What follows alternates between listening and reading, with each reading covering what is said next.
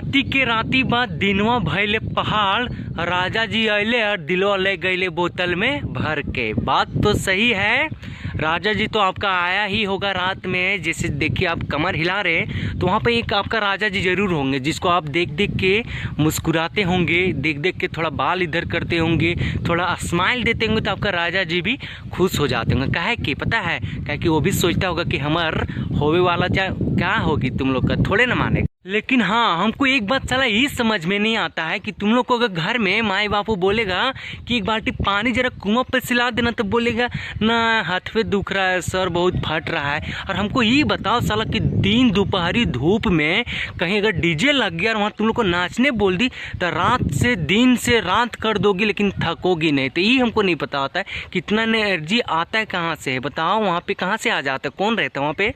अरे परी लोग, अगर शरीर में ज़्यादा गर्मी बढ़ गया है तो उसको संभाल के रखो ना, अपना भी शादी में काम तो देगा। हाँ?